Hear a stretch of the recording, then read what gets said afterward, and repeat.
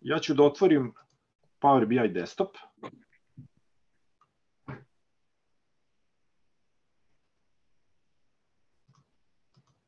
Ali pre nego što se otvori ova aplikacija, da kažemo nešto ukratko i o Power BI servisu.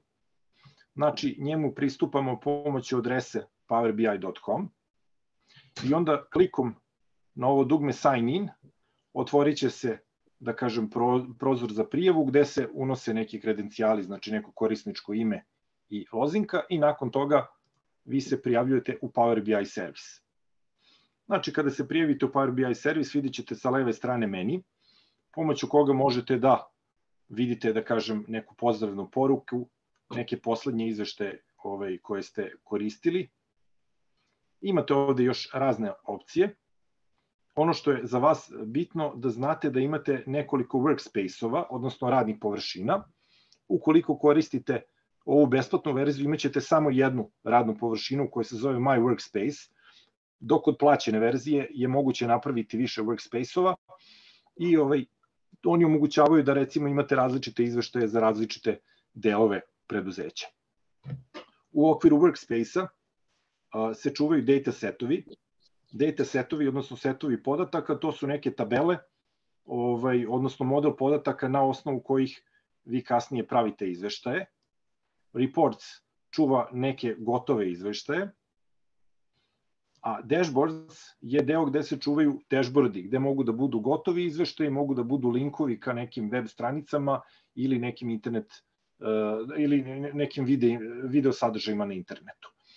Sama ideja dashboarda je da on bude, da kažem, nešto što, mesto gde možete da vidite uprošćene izveštaje, odnosno da bukvalno jednim pogledom možete da dođete do nekih zaključaka. Da li je dashboard interaktivan, Slavko?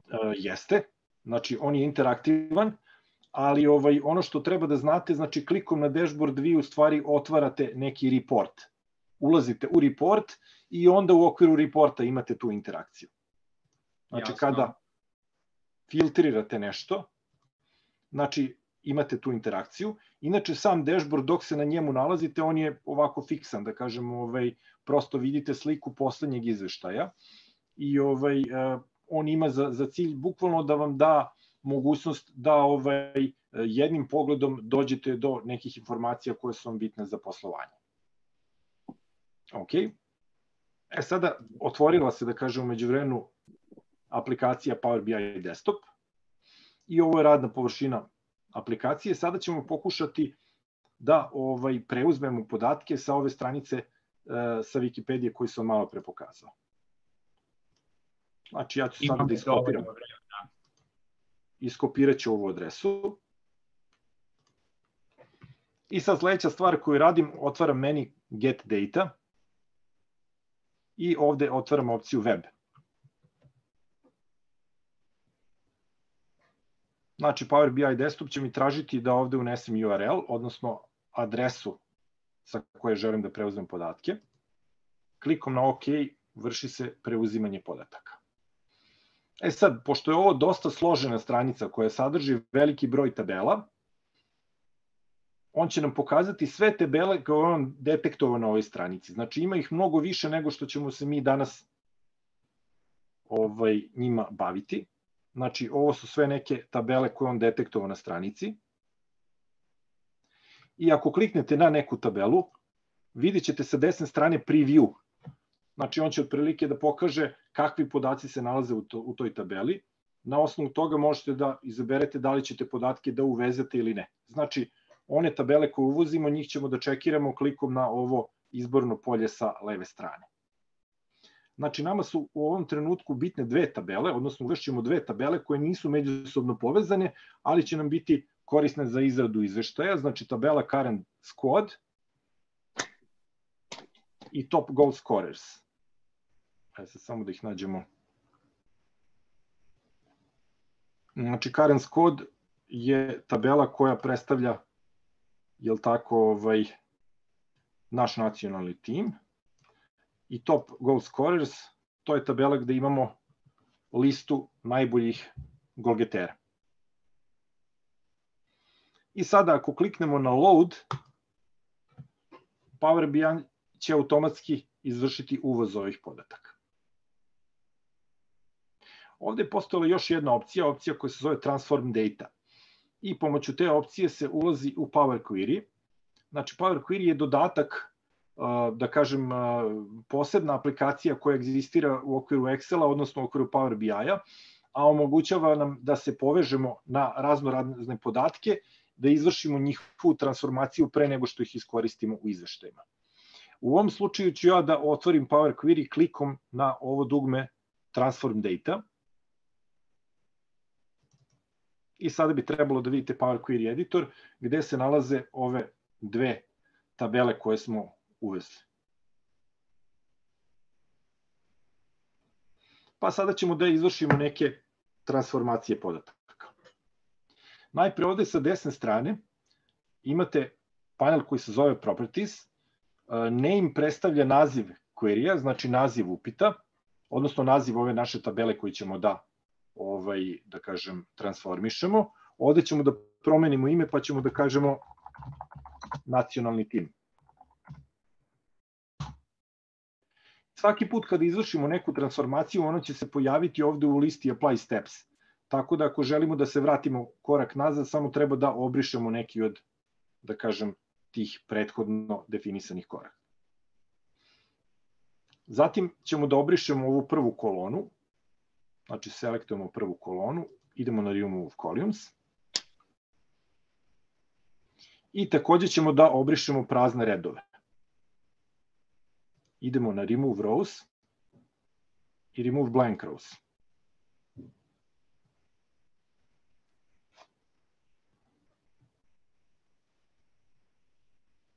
Dalje ćemo da izvršimo izmenu, da kažem, naziva nekih kolona. Pa ovaj player, to možemo da promenimo ime i prezime.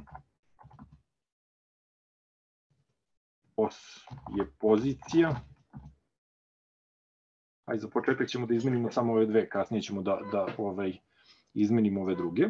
I sad, kad pogledate kod pozicije, on ovde ima neki redni broj i ima oznaku pozicije. GK je goalkeeper, znači to je golman, DF je defender, znači to je odbrana, MF je midfielder, odnosno FV je forward. Na taj način možete vidjeti otprilike koja je pozicija nekog igrača. I mi ćemo sada da uradimo još jednu stvar. Znači idemo na Transform i ovde imamo opciju Extract. Izabrat ćemo, znači, last characters. Pa kažemo želimo da zadržimo zadnja dva znaka.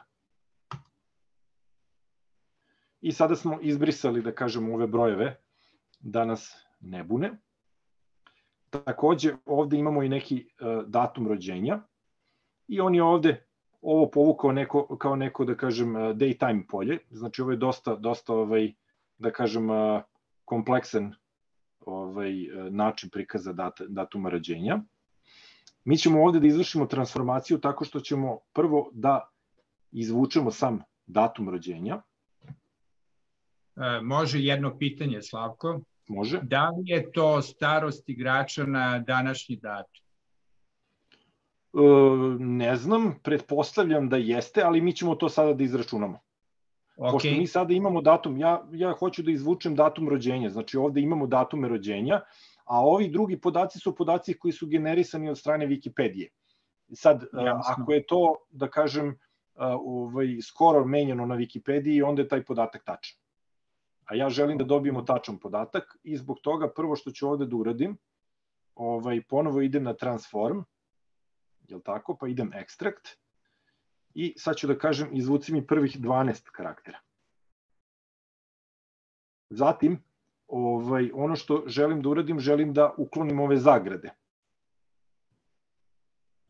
Tako da idemo na Replace Values, pa ćemo da stavimo levu zagradu, da nju želimo da zamenimo sa ni sa čim. Isto ćemo da uradimo i sa desnom zagradom. I sada bi trebalo da ovaj podatak možemo da pretvorimo, samo da vidimo Transform, da pretvorimo u neki datum, da vidimo da li će on, jeste. On je ovo sad prepoznao kao datum. U kom formatu? To je... Znači sad je on u date formatu. Znači svaka od ovih kolona prilikom uvoza podataka Power BI automatski određuje koji će to biti tip podataka. S tim što on neće uvek baš tačno da kažem da prepozna tip podataka i u tim situacijama je dobro da tip podataka postavite sami. Naprimer, broj pojavljivanja, on je to prepoznao kao broj, ovo je prepoznao kao broj, ali u nekim situacijama će da prepozna kao tekst, pa u tom slučaju treba ući u ovaj meni i izabrati opciju da tip podataka promenimo, da kažemo nešto što vam više odgovara, broj, tekst i tako dalje. E sad, ovde kada imamo, da kažem, nečiji datum rođenja, postoji opcija pomoću koje možemo da izračunamo age, znači možemo da izračunamo starost. I ako kliknemo na age, on će automatski da izračuna starost, ali će izračunati starost u danima. Tako da sad samo treba da dodamo jednu novu kolonu gde ćemo ovo da podelimo sa 365, znači add column, i kažemo starost, a to je ovaj age podeljeno sa 365.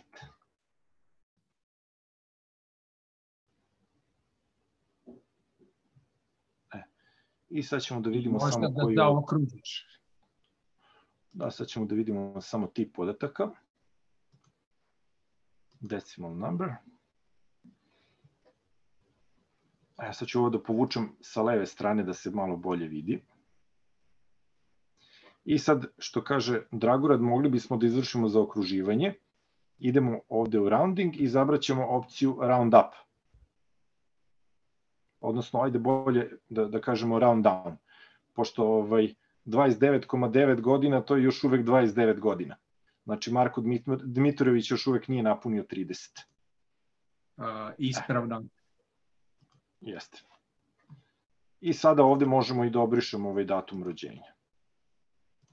Caps možemo da promenimo u broj nastupa.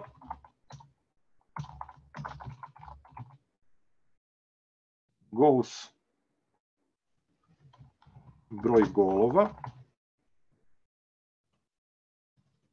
i ovde ćemo da kažemo fudbalski klub. Koliko I je to? na ovaj način mi smo izvršili neke transformacije podataka.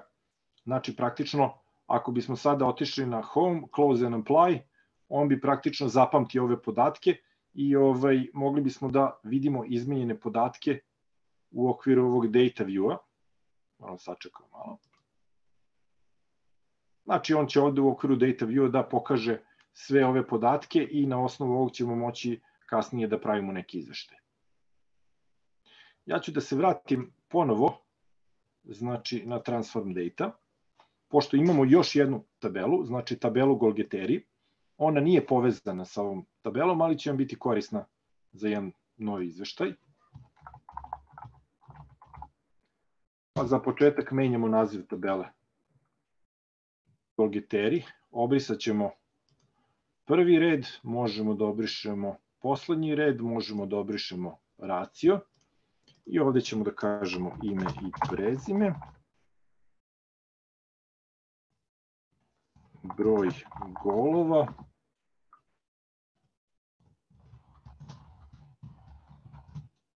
broj nastupa. Nastupa, ok, može tako. To je to. I kada smo ovo završili, takođe uradimo close and apply i praktično izvršena transformacija podataka. Moramo malo da sačekamo, naravno. I kada odemo na data view, znači ovde ćemo videti i tabelu Golgeteri, znači na osnovu koje ćemo praviti izveštaje. E sad, u okviru Power BI desktopa vi imate ovde još jedan view, znači ovo je table view gde možete da vidite tabele i ako ste eventualno uvezli više tabela, možete da izvršite neko njihovo povezivanje po ključu. Ovo je polje data view gde vidimo sadržaj tabela i gde pravimo nove izveštene dimenzije, odnosno mere. A danas ćemo se najviše baviti ovim posljednjim da kažem, report view-om u okviru koga pravimo izveštaje. Pa sad ćemo za početak probati da napravimo jedan izveštaj i ono što možete dole da vidite, znači slično kao u Excelu, možete da vidite nazive neke stranice. Znači kad pravite izveštaje za Power BI, oni mogu biti u nekoliko stranica. Znači ne moraju biti na jednoj stranici. Za početak ćemo praviti izveštaj na ovoj prvoj stranici koja se zove Page 1. Kasnije ćemo da joj promenimo da kažem naziv, a zatim ćemo nju da kopiramo i vidjet ćete kako se prave nove stranice, odnosno kako se dodaju novi izveštaj.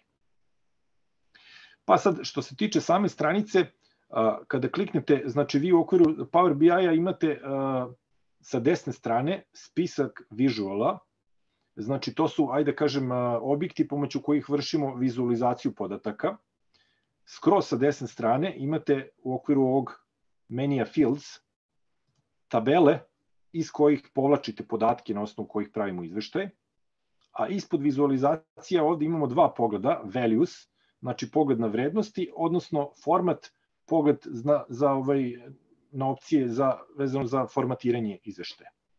Pa sad, pošto krećemo sa praznom stranicom, prvo što hoćemo da uradimo to je da nešto uradimo sa samom stranicom, ja ću da promenim background, znači promenit ću boje stranice i izabraću neku varijantu crvene boje. Recimo neka bude ova.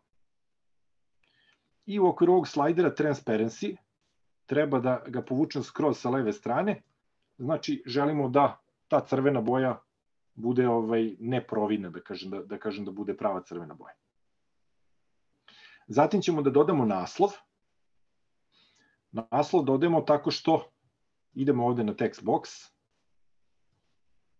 i u okviru text boxa ćemo da smislimo neki naslov.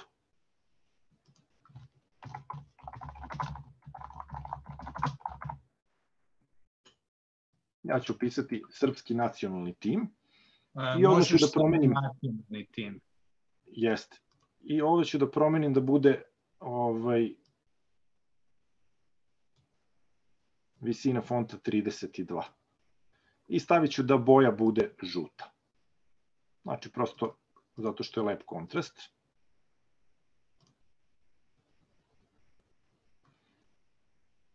Sad ćemo da vidimo samo, izbrišemo background color. I na ovaj način smo dodali neki naslov. Znači, naslov nije obavezni element izveštaja, ali je dosta koristan, prosto izveštaj izgleda lepše. Zatim ću da dodam jednu sliku. Znači, sliku dodajem tako što idem na Insert, Image, i potražit ću na hard disku grb Fudbalskog saveza Srbije. Mogu malo da ga povećam.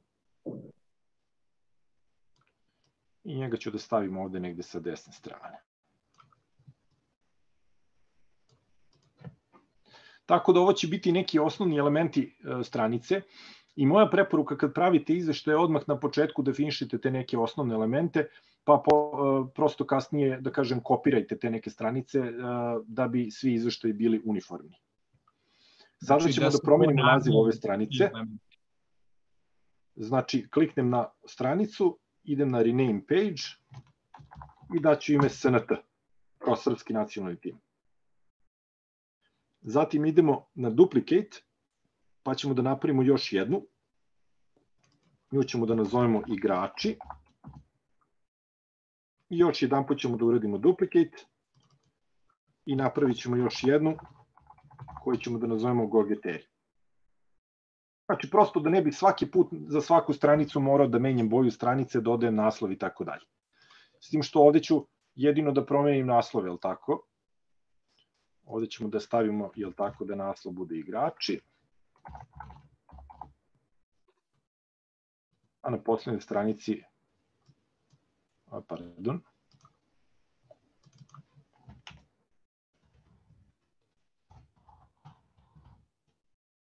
Gogeteri. Ok, vraćamo se na ovu prvu stranicu sa izveštajem. I prvo što ćemo sada da uradimo, ubacit ćemo jedan visual koji se zove table i on predstavlja neki tabelarni pristup, prikaz, pardon. Znači njega biramo ovde sa desne strane iz tabele visuala. Sada sakrijemo ove filtere da malo bolje vidimo kako sve to izgleda. I ovde sa leve strane imate polja pomoću kojih možete da definišete kako izgleda ovaj visual. Znači ovde konkretno što se tiče tabele imamo polje values i u polje values ćemo da prevučemo neke podatke za koje želimo da budu prikazani u tabeli. Znači ovde ćemo da prebacimo ime i prezime, broj nastupa i broj golova.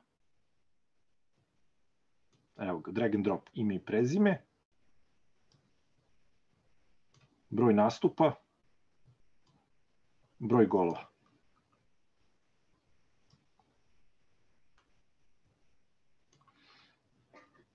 Znači, ako želite da promenite redosled ovih kolona, dovoljno je da kliknete na kolonu pa da je prevučete gore ili dole. Znači, prosto prevlačenjem možete lako da promenite redosled kolona koje su prikazane u tabeli. E sad, pošto je ova tabela dosta sitna, znači ne vidimo je baš najbolje, ja ću probati da povećam veličinu fonta. Znači, klikom na ovu četkicu ulazi se u format meni i ovde imate sve opcije pomoću kojih možete da formatirate izgled određenog objekta. Pa evo sad ja hoću da odem na values i znači stavit ću da font bude neka 14-ica, recimo da se malo bolje to vidi.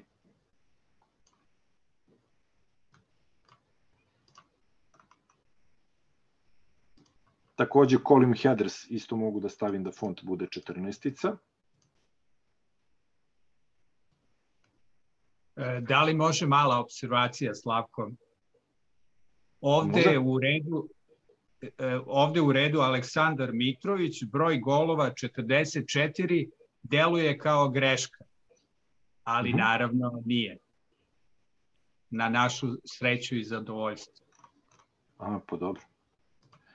Pa izuzetno je veliki broj golova, 44, to je neverovatno. Pa to je broj golova za nacionalni tim, znači to je ono što je preuzeto sa sajta. Fantastično. Ja ne znam, ako na sajtu Wikipedije je to pogrešno prikazano, onda ja lažem. Evo, mogu i studenti da se uključe i da potvrde da je to dobar podatak. Dobro. Znači, dalje šta ćemo da uradimo ovde, na dnu vidite imamo neki total, taj total možemo da isključimo zato što nam on u ovom trenutku nije potreban, znači ništa ne sabiramo. I ovde možemo da izaberemo style, znači style je neki predefinisani stil tabela, ja ću da izaberem ovaj bold header, znači da bude zadebljen header i sad ćemo da prevučemo malo samo da uhvatimo tako. Da prevučemo malo sa leve strane i to bi bila ta naša tabela. Znači, pošto ne mogu svi da se vide, znači sa desne strane imamo scroll bar pomoću koga možemo da se scrollujemo kroz tabelu. I ono što je bitno odmah da uradimo, da izvršimo neku vrstu sortiranja ovih podataka, pa sortiranje može da bude po imenu i prezimenu, ali evo ja sad mogu da sortiram što kažeš i po broju golova. Znači, dovoljno je da kliknemo prvi put za sortiranje u da kažem rastućem, drugi put za sortiranje u opadajućem redosledu. Evo sad se vidi znači ko je dao najviše golova, odnosno ko je imao najviše nastupa. Sada kad smo napravili tabelu, pokazat ću vam kako se pravi još jedan visual koji se zove slicer. I slicer je visual koji se koristi za filtriranje drugih visuala. Znači on ovde ima ikonicu koja je postavljena filter. Ja je dodam ovde sa leve strane. I u ovaj slicer ću da dodam poziciju.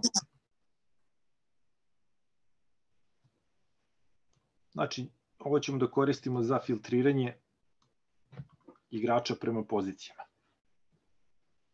Pa evo sad ćemo da uzmemo takođe znači malo ćemo da povećamo veličinu fonta. Neka to bude neka 14-ica. I stavit ćemo ono što je dosta lepo, neki border i shadow. A to možemo da stavimo i na našu tabelu.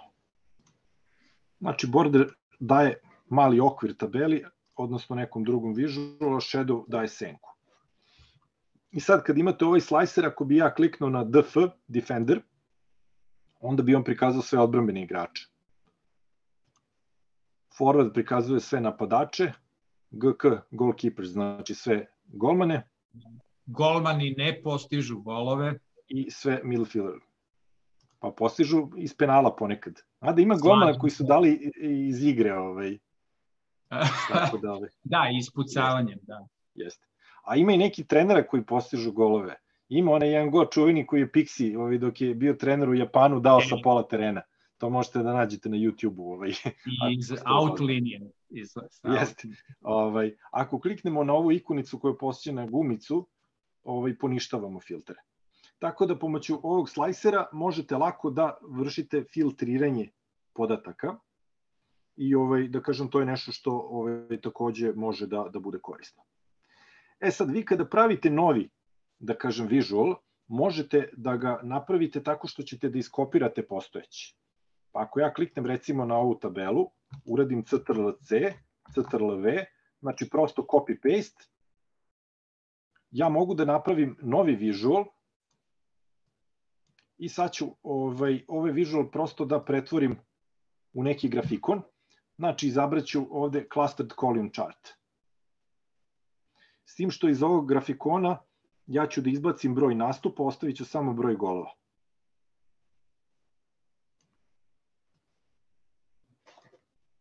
Odlično.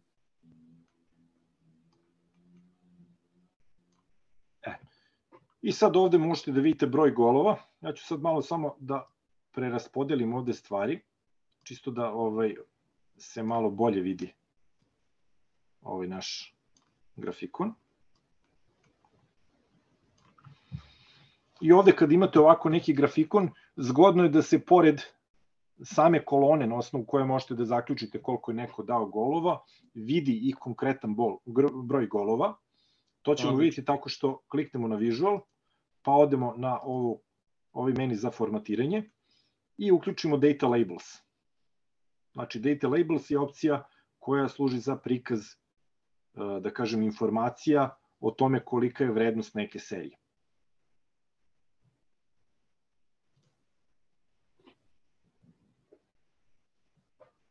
Sad šta je ovde još zgodno da se iskoristi?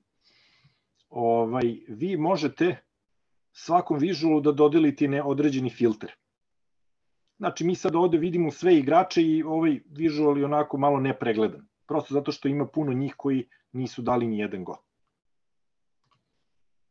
Sad ako odete na ovaj visual, vi možete da izvršite i filtriranje, pa uzet ćemo ovo polje broj golova i to ćemo dodati ovde kao filter. Biramo ovde filter top N i unosimo vrednost 5. Znači ovaj top filter označava praktično najveće vrednosti u okviru grafikona. Znači ovde biramo da li će da bude prikazano top, znači ili bottom, znači najviše ili najniže vrednosti. Mi biramo top i unosimo ručno vrednost 5. Možeš top 10. Jeste, može i 10, ali evo ja sam stavio neka bude top 5, zato što prosto, ajde kažem, kad pravimo grafikone, neki maksimalni broj podataka koji bi trebao da se prikaže u column chartu je recimo 7 ili 8. Sve preko toga je nepregledno. 5 komada to je, da kažem, neki idealan racio. I sad samo ovde treba ponovo da privučemo broj golova by value i da kliknemo na apply filter. I on je ovde prikazao top 5 igrača, s tim što možete da vidite 7 vrednosti. Zašto 7 vrednosti? Pa prosto zato što postoje neki igrači koji su dali jednak broj golova. Odlično. Tako da on uzima u obzir, da kažem, i te neke stvari. I ono što je karakteristično za Power BI je da kada vi kliknete ovde na grafikonu, kliknete recimo na Aleksandra Mitrovića, on će automatski izvršiti filtriranje svih ovih drugih, da kažem, visuala koji se nalaze na samom grafikonu. Znači on je ovde sada izmenio ovu tabelu i vi u tabeli vidite samo Aleksandra Mitrovića. Kako ovo radi, odnosno da li će se automatski vršiti filtriranje, to je nešto što je moguće podesiti u okviru, da kažem, podešavanja Power BI. Ja ću sada da vratim filter, znači ponovo da možemo da vidimo sve ove vrednosti. Ok, to bi bilo to. Sad ćemo da ponovimo sličnu stvar. Znači, idemo na ovaj drugi tab, odnosno na ovaj drugi izveštaj koji se zove igrači.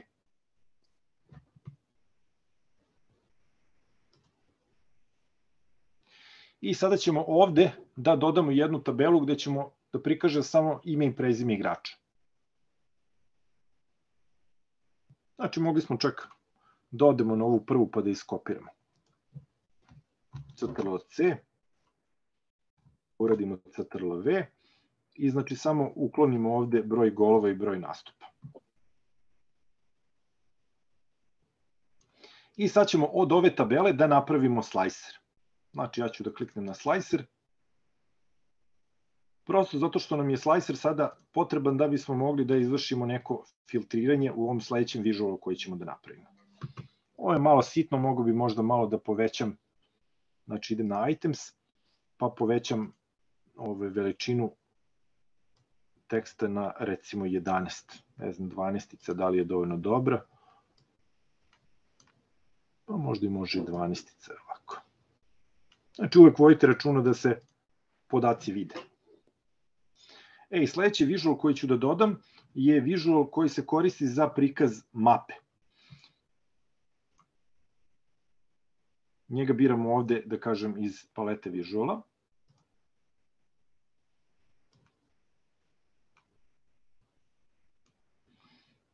Možemo odmah i toj mapi da, prvo da dodamo neke podatke. Znači u polje location bi trebao da dodam neku geografsku lokaciju. Ja ću ovde da prevučem polje fudbalski klub, to nije baš idealan izbor, ali u ovom slučaju bi trebalo da bude dosta dobar. Znači otprilike da vidimo koliko naših reprezentativaca igra u inostranstvu. Ja mislim da prvi tim kompletno igra u inostranstvu, ne znam da li ima neko ko ne igra. I on je automatski na osnovu ovog podatka uspeo da prepozna mesto gde se nalaze ti neki fudbalski klubovi. Može pitanje koji naš igrač je u Indoneziji. Neverovatno, nisam znao za taj podatak. Pa ne, evo, dobro je pitanje, on je prepoznao greškom da se PAOK nalazi u Indoneziji, a PAOK je u stvari u Grčkoj. Dobro. Tako da Microsoftov sistem prepoznavanja nije baš najbolji. Ili geografske lokacije nisu jedinstvene. Znači, morala bi da se navede tačna geografska lokacija, odnosno morali biste da navedete u okviru geografske lokacije naziv zemlje. Ovako, da kažem, on to odradi približno i ne odradi uvek baš najbolje. Jasno. Znači, slična greška bi se desila, recimo, ako biste probali da dodate neki podatak, recimo u kome imate radnički Niš. On bi Niš prepoznao kao Nicu.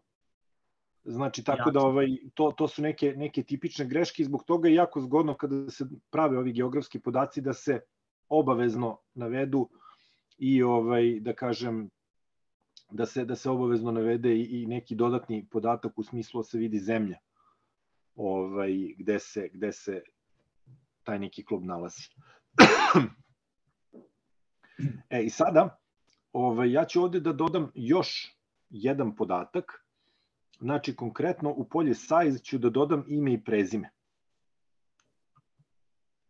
I on automatski za agregaciju koristi ovu funkciju count. Tako da ovde možete da vidite situaciju da vidite otprilike u kojim klubovima igra više naših igrača. Pa evo, u Fiorentini igra njih trojica. U Torinu igra dvojica. Znači, to je neki dodatni podatak koji možete da dobijete kada pravite mape. Automatski, to je automatski podatak, tako?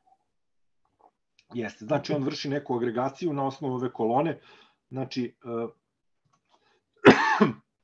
on gleda ovde fudbalski klub i sad evo da filtriramo fudbalski klub. Šta smo rekli, Fiorentina, on će da prikaže 3 igrača. Znači Dušan Vlahović, Aleksa Terzić i Nikola Milenković. Ne znam, pričalo se nešto ovih dana da Dušan Vlahović treba da pređe negde mislim u neki drugi klub, ali ne znam da li je to potvrđeno.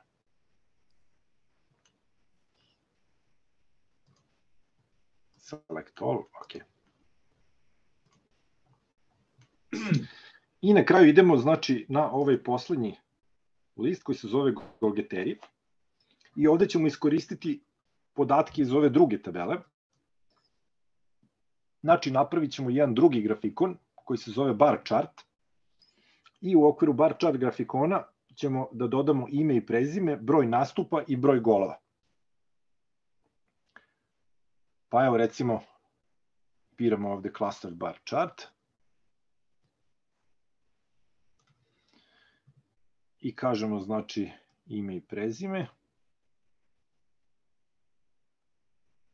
broj nastupa i broj golova.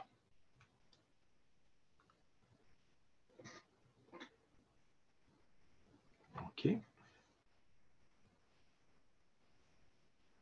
Sad samo da vidim da sam ja to lepo... A ne, pardon, ovo treba da ide u values. Broj nastupa i broj golova.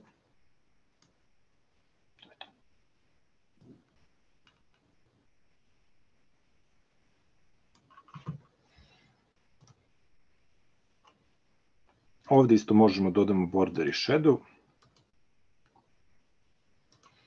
I možemo da dodamo data labels.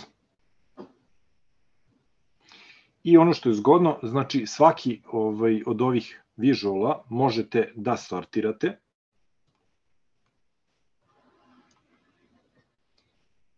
Po meni bilo bi zgodno da ovde izvršimo sortiranje, ali da izvršimo sortiranje po broju golova. Pa evo, na prvom mestu će onda biti Aleksandar Mitrović, kasnije Stjepan Bobek, Blagoje Marjanović, koga smo mogli da gledamo u seriji Montevideo. Da. Jel tako? Znači, možete vidite, on je imao 58 nastupa, a postigao je 37 gola. Ispod naslova je prikazana legenda. Što se tiče same legende, vi možete da izaberete da ona bude prikazana i na nekoj drugoj poziciji. Znači, ja mogu ovde da kažem da pozicija bude button, znači dno. Prosto ovako je malo uočljivije. Takođe, on ovde ima neki generički naslov. Znači, vi taj naslov možete isto da promenite tako što ćete da odete na sam naslov. Znači, i da upišete neki drugi tekst. Evo ga, title. Pa recimo da kažemo najbolji golgeteri. I sad, sama ideja je bila, znači vi ste ovde sad napravili nekoliko izveštaja. Ovi izveštaji sada trenutno postoje samo na vašem računaru. Jasno. Znači ne mogu da se gledaju u cloudu. Da bi ovi izveštaji bili raspoloživi svima, treba da ih objavimo u cloudu i to činite preko naloga koji je povezan sa Power BI desktop aplikacijom. Znači, prvo što treba da uradimo je da snimimo ovaj izveštaj, da mu damo neki naziv, izvor recimo, da odemo na Home Ribbon i ovde imate dugme koje se zove Publish. Kada kliknemo na Publish, on će za početak da nas pita u kojem radnom prostoru želimo da objavimo ovaj izveštaj. Znači, u ovom slučaju, kao što sam rekao, biramo My Workspace. Znači, kad imate besplatan nalog, možete iskoristiti samo jedan radni prostor, a ukoliko je to pro nalog ili premium nalog, možda ćete imati više radnih prostora, pa onda možete da izaberete i neki drugi. Klikom na Select, on će ovo da publishuje u cloudu. Treba mu nekoliko sekundi. Postfix je PBX naglasio. Jeste. Znači, ekstenzija svih ovih izveštaja koje pravite je PBX. I kada on to objavi u cloudu, znači, samo će vam dati obaveštenje, kliknete na Got it i to znači da smo ovo završili. Sad, ako se ja vratim u browser, znači, ovo je taj cloud koji sam malo pre pokazao. Ako uradimo F5, znači uradimo refresh, vidjet ćete da je on ovde dodao IZV i ovde sada u cloudu možemo da vidimo sve ove izveštaje.